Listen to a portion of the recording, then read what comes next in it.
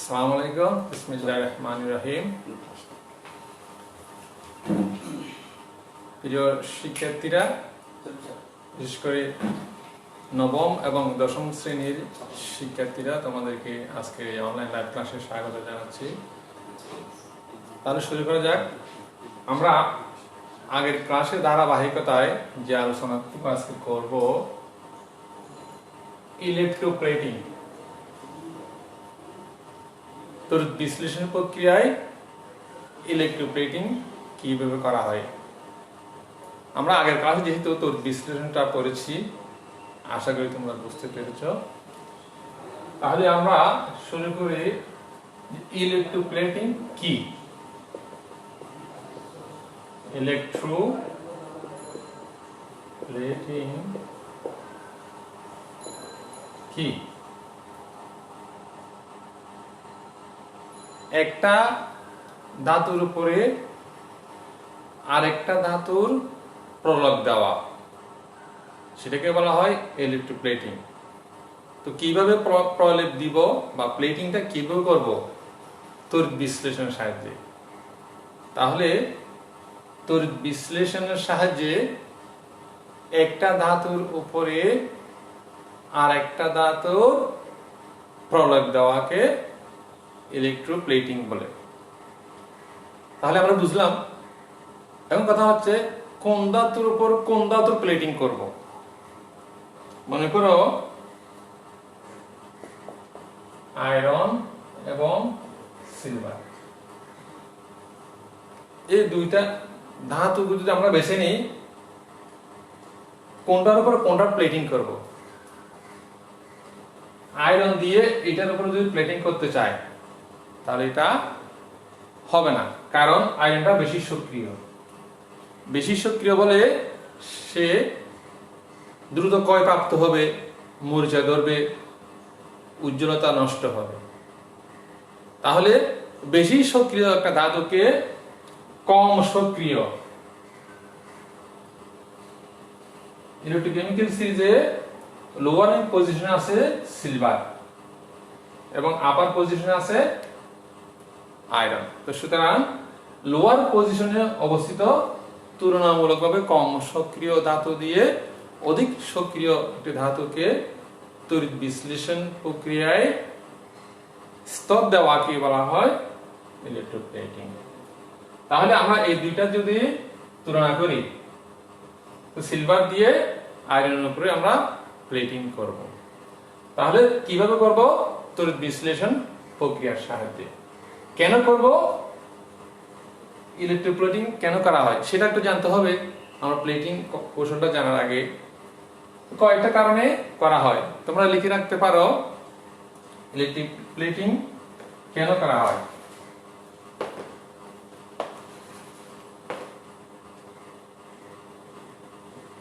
কেন করা হয়?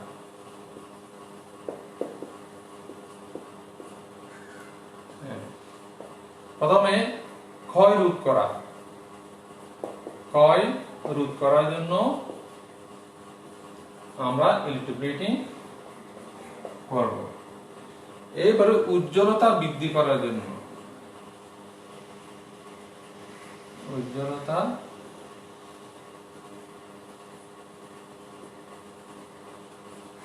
বৃদ্ধি করা।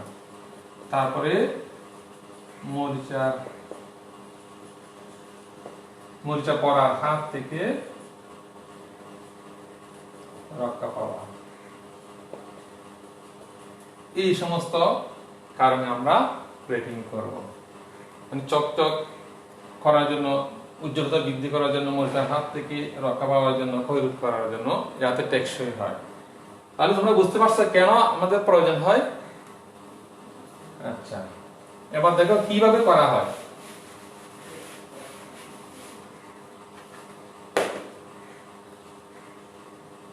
যেমন ধরো, এটা একটা ইলেকট্রোলাইটিক সেল।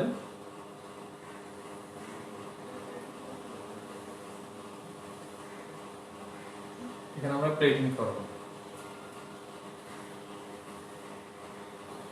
যথাটি একটা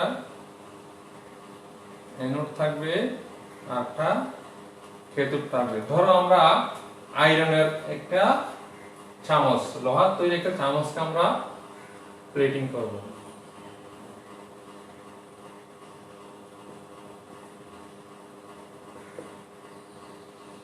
প্লেটিং করার জন্য আমাদের যথারীতি তড়িৎদ্বারগুলো প্রয়োজন, প্লাস মাইনাস তড়িৎদ্বার। দ্যাট মিন্স এটা হচ্ছে ক্যাথোড, এটা হচ্ছে অ্যানোড।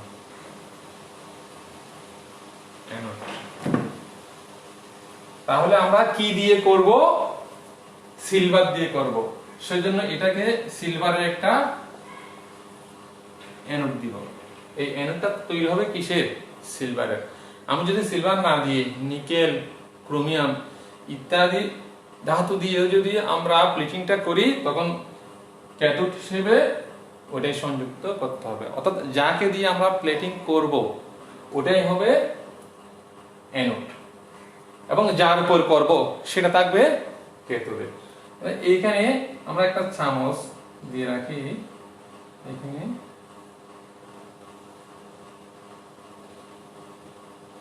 এটা একটা মনে করো চামচ,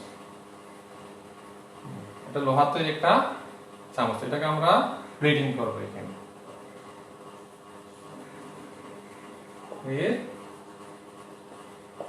চামচ।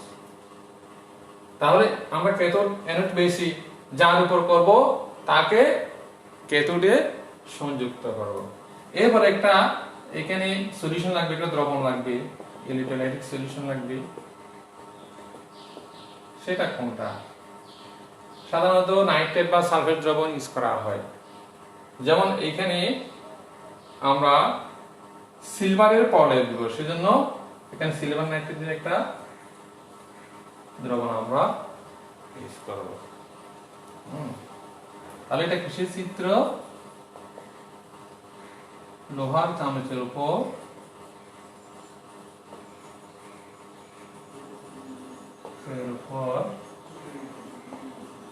সিলভার এর ইলেকট্রোপ্লেটিং।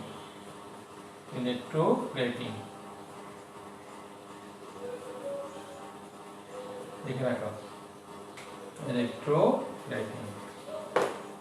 আমি সংখ্যা দিচ্ছি, আমরা পরীক্ষাটা পড়ে লিখবে ইলেকট্রোপ্লেটিং। তাহলে কি কি লাগবে? Anode, cathode.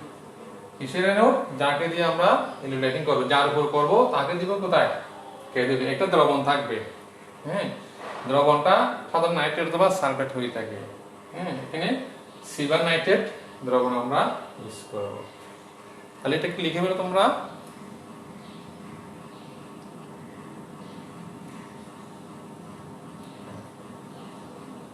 তাহলে আবার দেখো, আমরা এটা যদি লেখা হয়ে থাকে আমরা রিঅ্যাকশনটা একটু লিখে ফেলি।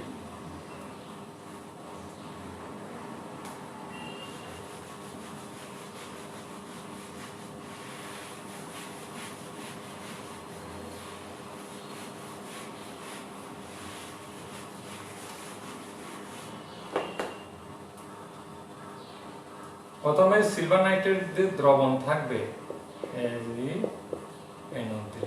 এটা কিন্তু এইভাবে থাকবে, বিয়োজিত অবস্থায় দ্রবণ এভাবে থাকবে। তাহলে অ্যানোড বিক্রিয়া দেখো,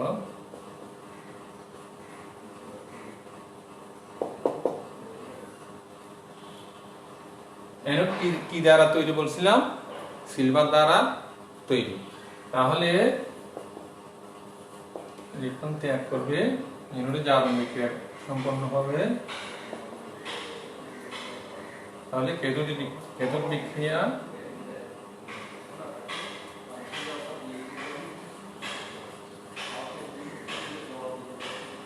তোমরা এটা বাংলায় লিখতে পারো, সমস্যা নেই।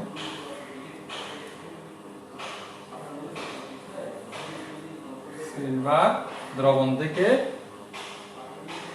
এই ক্যাটাইনটা দ্রবণে যাবে, দ্রবণের আগে থেকে সিলভার ক্যাটাইন আছে, সেগুলো আবার ইলেকট্রন গ্রহণ করে ক্যাথোডে গিয়ে ডিসচার্জ হবে। ক্যাথোডে কি আছে? একটা চামচ আছে, মনে করে একটা চামচ, আমি চিত্র দেখা দিলাম।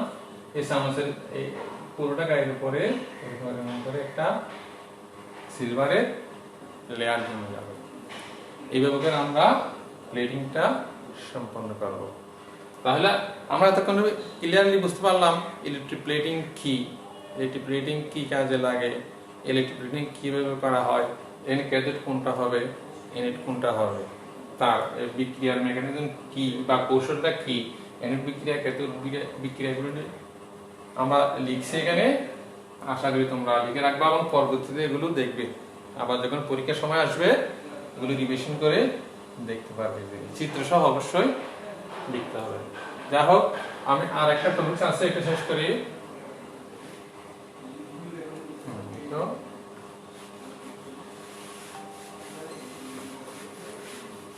এখন আমরা শেষ করলাম তড়িৎ রাসায়নিক কোষ। তড়িৎ রাসায়নিক কোষ কি? যে কোষে রাসায়নিক বিক্রিয়ার মাধ্যমে বিদ্যুৎ উৎপন্ন করা হয় এটাকে বলা হয় তড়িৎ রাসায়নিক কোষ। আমরা পরিচিত একটা উদাহরণ হচ্ছে কি গ্যালভানিক কোষ, এটাকে ভোল্টীয় কোষও বলা হয়। এটা কি বলা হয়? ভোল্টীয় কোষও বলা হয়। 1834 সালে এটা আবিষ্কৃত হয়েছিল।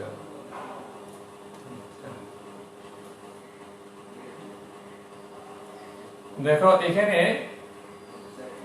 কি বলছিলাম, রাসায়নিক বিক্রিয়ার মাধ্যমে বিদ্যুৎ উৎপন্ন করা হবে।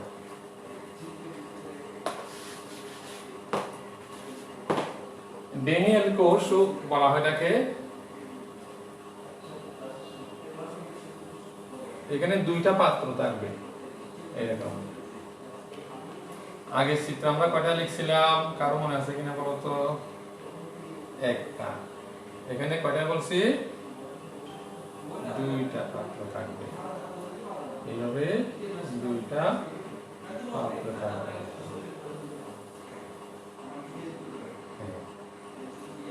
দুইটা পাত্রের মধ্যে এরকম দুইটা দণ্ড থাকবে। একটা থাকবে জিঙ্কে,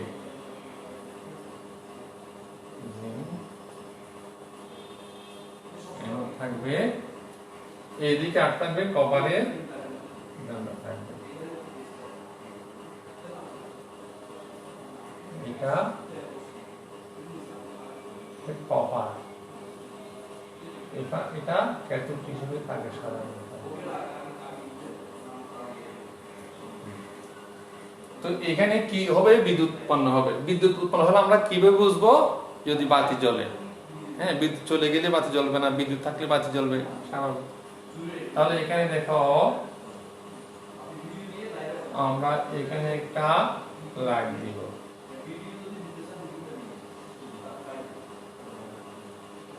বাতিটা কিন্তু এখনো জ্বলতেছে না, কারণ এখন তো বিদ্যুৎ প্রবাহিত হচ্ছে না, তাই না? তাহলে বাতিটা জ্বালার জন্য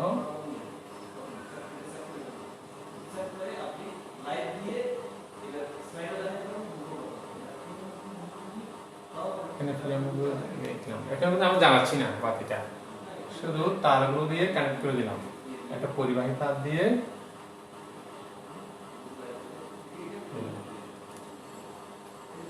তাহলে জিঙ্ক দণ্ড যেখানে থাকবে ওই পাত্রের মধ্যে একটা দ্রবণ থাকবে। তাহলে দ্রবণটা কি? Zinc sulphate. দ্রবণটা কিসের বলছি? Zinc sulphate. আর কপার দণ্ড যেখানে দ্রবীভূত থাকবে সেখানে একটা কি থাকবে? তাহলে এটা থাকবে কি? কপার সালফেট দ্রবণ। তাহলে দুইটা দ্রবণ দুইটা পাত্রের মধ্যে। দেখো জিঙ্ক সালফেট দ্রবণের মধ্যে জিঙ্কের দণ্ড, কপার সালফেট দ্রবণের মধ্যে কপারের দণ্ড আমরা দিলাম। তাহলে দেখো এখানে জিঙ্ক দ্রবণের মধ্যে জিঙ্ক দণ্ড, এখানে কি ঘটে? এখানে ইলেকট্রন ত্যাগ করবে। এটা যেহেতু অ্যানোড, অ্যানোড কি ঘটে? ইলেকট্রন ত্যাগ করবে। দেখো জিঙ্ক দুইটা ইলেকট্রন ত্যাগ করবে। হ্যাঁ, তাহলে ক্যাথোডে কি ঘটে,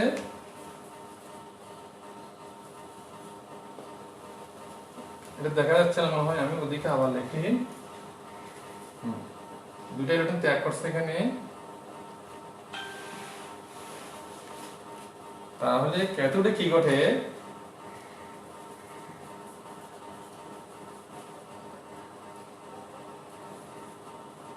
কপার আয়ন দুইটা ইলেকট্রন করে গ্রহণ করে চার্জ মুক্ত হবে। তার মানে এখান থেকে কপার আয়ন এদিকে যাবে, আর এখানে এখান থেকে জিঙ্ক আয়ন হিসেবে দ্রবণে চলে আসলো।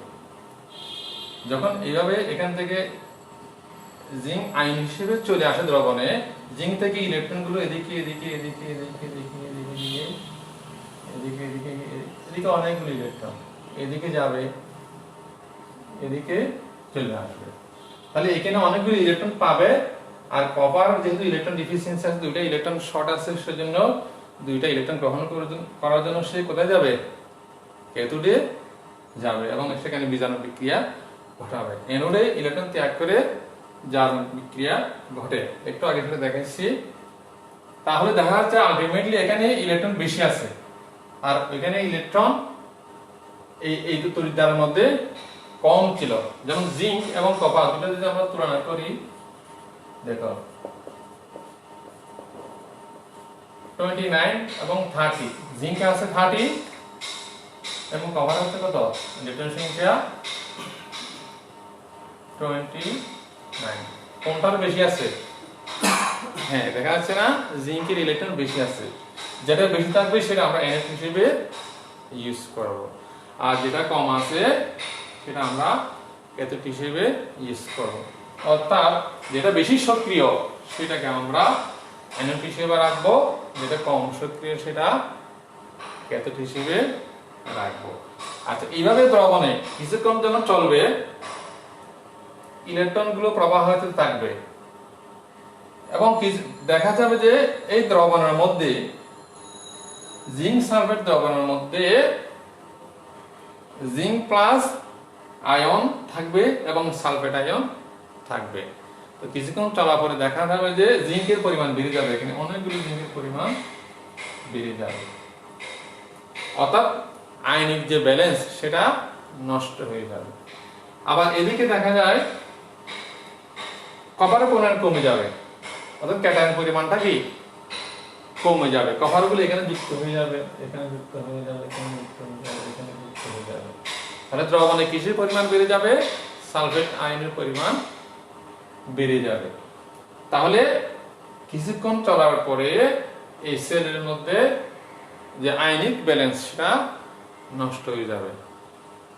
আয়নিক ব্যালেন্স যদি নষ্ট হয়ে যায় তাহলে ইলেকট্রন আগের মতো রিলিজ করতে পারবে না। এই জিঙ্ক এখানে আগের মতো রিলিজ করে এখানে যেতে পারবে না, যেহেতু এখানে জ্যাম সৃষ্টি হবে। আমরা যখন ট্রাফিক জ্যামে পড়ি স্বাভাবিক গতিতে চলতে পারে না বা পারি না আমরা। তাহলে এই প্রবলেম দূর করার জন্য একটা সলিউশন বা দ্রবণ ব্যবহার করা হবে, যেটা উভয় দিকে কানেক্ট করবে। এই দ্রবণ এটা ইউজ করা হয় আয়নিক ব্যালেন্স রক্ষা করার জন্য বা আয়নিক সমতা রক্ষা করার জন্য। আয়নিক সমতা রক্ষা করার জন্য যে লবণের দ্রবণ এর একটা বীজ ইউজ করা হয়, উভয় দিকে সংযুক্ত করে দেওয়া হয়, এটাকে বলা হবে সল্ট বীজ বা লবণের বীজ। আমরা কালভার্ট বীজ দেখছি, হ্যাঁ লোহার বীজ দেখছি, এখন দেখব কিসের বীজ, লবণের দ্রবণের বীজ।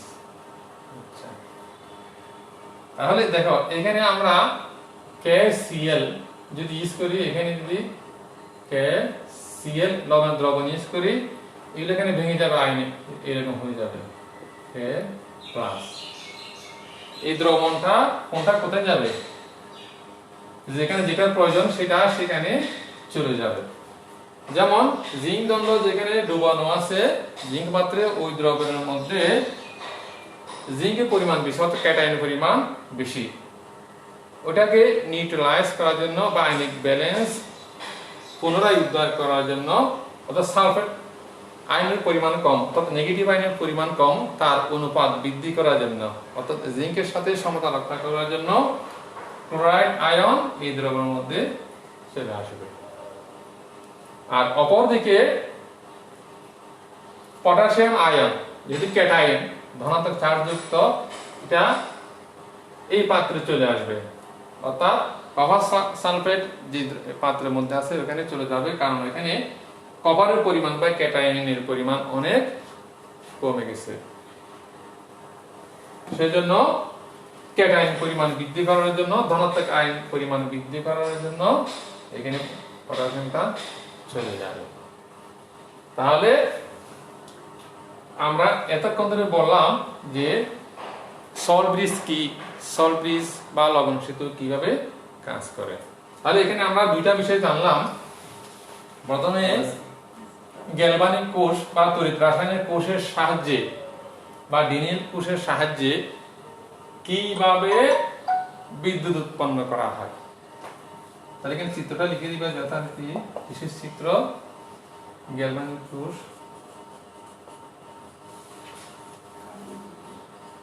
গ্যালভানিক চিত্রটা লিখে দিবা।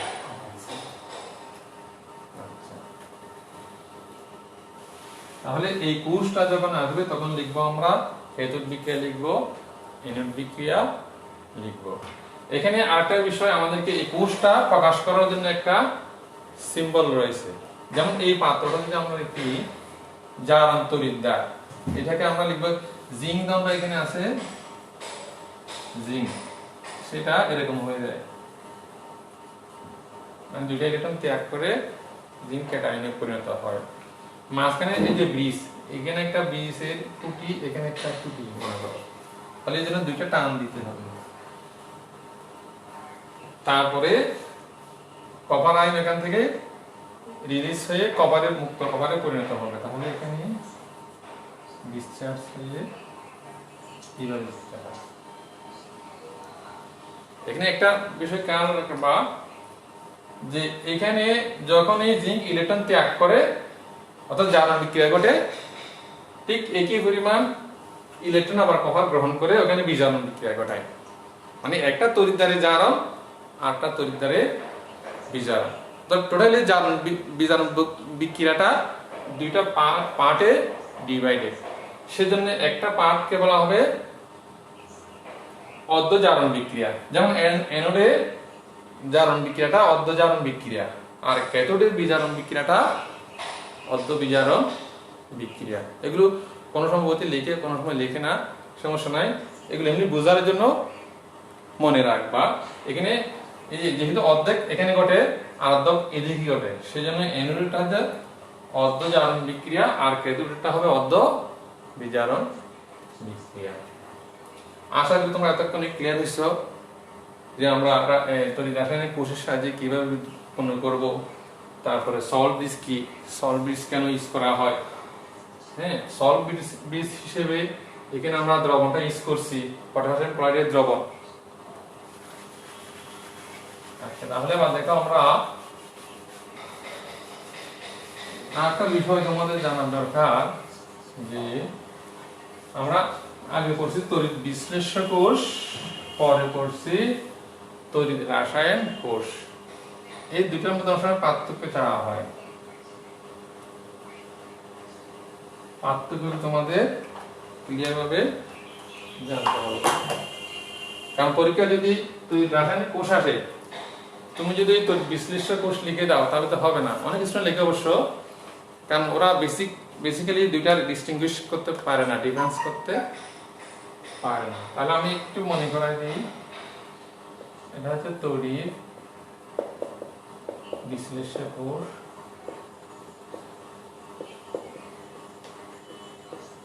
আর এটা হচ্ছে তড়িৎ রাসায়নিক কোষ বা গ্যালভানিক কোষ।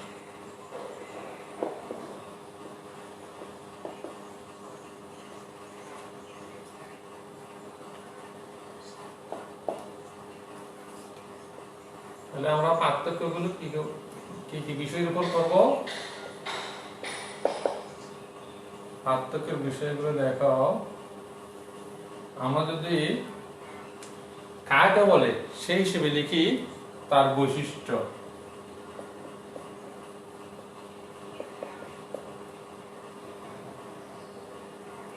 যে পাত্রে বিদ্যুৎ প্রবাহের সাহায্যে কোনো একটা যৌগকে তার উপাদানে বিশ্লেষণ করা হয়, সেটা তো বিশ্লেষ্য কোষ। আর যে কোষে রাসায়নিক বিক্রিয়ার সাহায্যে বিদ্যুৎ উৎপন্ন হবে, তাহলে এই কোষে কি হয়? বিদ্যুৎ উৎপাদন করা হয়। আর এখানে যৌগকে বিশ্লেষণ করা হয়। এখানে কি করা হয়? যৌগ বিশ্লেষণ করা হয়, অথবা ইলেকট্রোপ্লেটিং। আমি আজকে শুরুতে বলছিলাম ইলেকট্রোপ্লেটিং করা হয় তো বিশ্লেষণ এর সাহায্যে। তাহলে ইলেকট্রোপ্লেটিং করা হয়। এরপরে তড়িৎদ্বার কি হইতে পারে?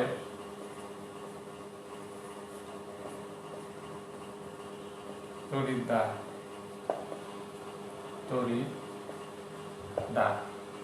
এখানে মনে করো অ্যানোড সাধারণত এরকম চার্জ থাকে, ক্যাথোড। এখানে কিন্তু উল্টা হয়ে যাবে, কারণ আমি বলছি জিঙ্ক এবং কপার, জিঙ্কের মধ্যে ইলেকট্রন বেশি, ইলেকট্রন ওই দ্বার দিয়ে বের হয়ে যাবে, সেজন্য অ্যানোডের চার্জ কি হবে? উল্টাটা। আর ক্যাথোডের চার্জ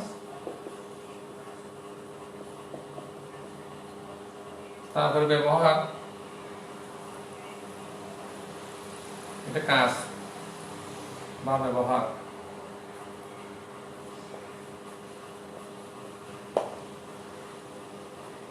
ওই যে বলছিলাম এটা বিশ্লেষণ কাজে ব্যবহার করা হয়। এটা কাকে বলে লিখবা, আর এখানে কাজগুলো লিখবা। বিশ্লেষণের কাজে ব্যবহার করা হয়, বিশ্লেষণের কাজে, অথবা কোনো কিছু উৎপন্ন করার জন্য। ক্যাথোড অ্যানোডে ক্লোরিন গ্যাস পাওয়া যায়, হাইড্রোজেন গ্যাস পাওয়া যায়, বিশ্লেষণ কাজে ব্যবহার হয়। এটা তড়িৎ উৎপাদন কোষ তৈরি করার জন্য, যেমন ব্যাটারি।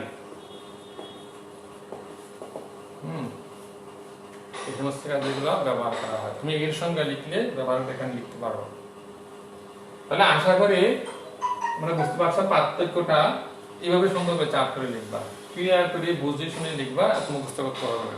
তুমি যদি দুইটা কোষ বুঝে থাকো, এগুলো আর মুখস্থ করা লাগবে না। এগুলো তুলে নাও।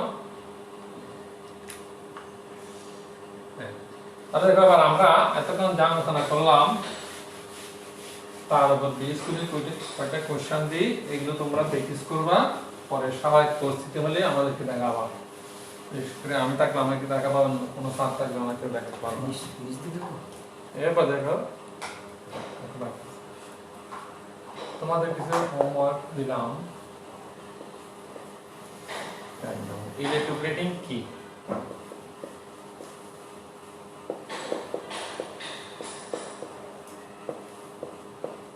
প্লেটিং কি, কেন ব্যবহার করা হয়,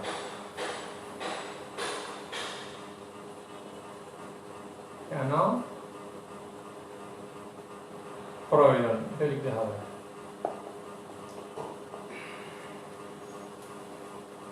এরপরে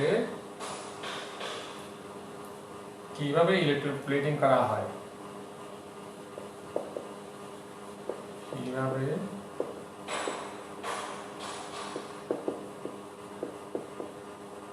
প্লেটিং করা, এটা একটা বড় প্রশ্ন। এখানে উল্লেখ করা হতে পারে প্রশ্নের মধ্যে, যেমন ধরো নিকেল দিয়ে তুমি লোহার উপরে কিভাবে ইলেকট্রোপ্লেটিং করবে, অথবা তুমি সিলভার দিয়ে জিঙ্কের উপরে, সিলভার দিয়ে আয়রনের উপরে। হ্যাঁ, সাধারণত নিকেল, ক্রোমিয়াম এগুলো দিয়ে বেশি প্লেটিং করা হয়। তো আমরা উদাহরণ দিয়ে দেখাইছি সিলভারের প্লেটিং করছি কিসের উপরে? আয়রন তৈরি চামচের উপরে। যেটাই আসে না কেন তোমরা ওই সিলভারের জায়গায় ওটা লিখে দিবা, এবং দেখবে তুলনা করে কোনটা বেশি সক্রিয়, কোনটা কম সক্রিয়। কম সক্রিয় ধাতু দিয়ে অতি সক্রিয় ধাতুর উপরে প্লেটিং করা হয়। এরপরে গ্যালভানিক কোষ, গ্যালভানিক কোষের সাহায্যে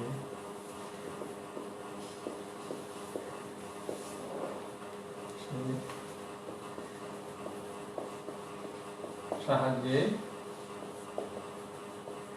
এইভাবে বিদ্যুৎ উৎপাদন করা যায়। এরপরে লবণ সেতু কি, কেন ব্যবহার করা হয়?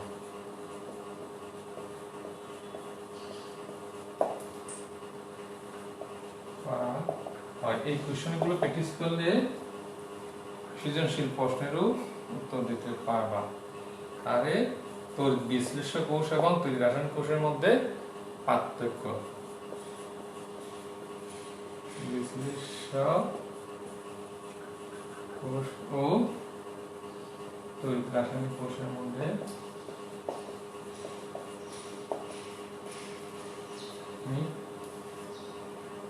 কোষের মধ্যে পার্থক্য।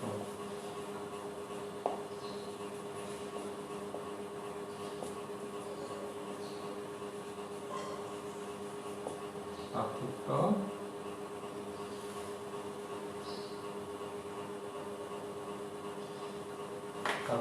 যেটা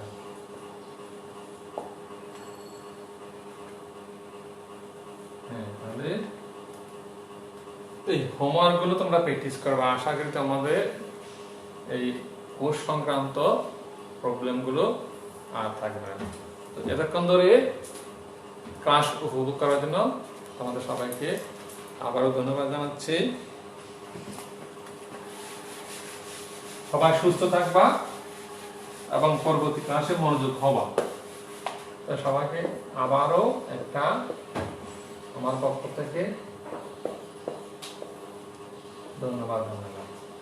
হ্যাঁ, তোমরা কিন্তু পাশাপাশি সংসদ টিভির ক্লাসগুলো দেখবে, প্রয়োজনে আমাদেরটা পরে দেখবা। এখানে এটা থাকবে, পেজের মধ্যে থাকবে, তুমি ইচ্ছে করলে পরেও দেখতে পারবা। তাহলে সংসদ টিভির শিডিউল অনুযায়ী সংসদ টিভির ক্লাসগুলো দেখবে, পরে আমাদেরটা দেখতে পারবে। হ্যাঁ, এই মুহূর্তে যদি পাশাপাশি সংসদ টিভি ক্লাস চলে, তোমরা সংসদ টিভিটাই দেখবা, এটা পরে দেখতে পারবা। এটা যেহেতু পেজের মধ্যে সেভ থাকবে। হ্যাঁ, তো আশা করি সবাই সুস্থ থাকবা।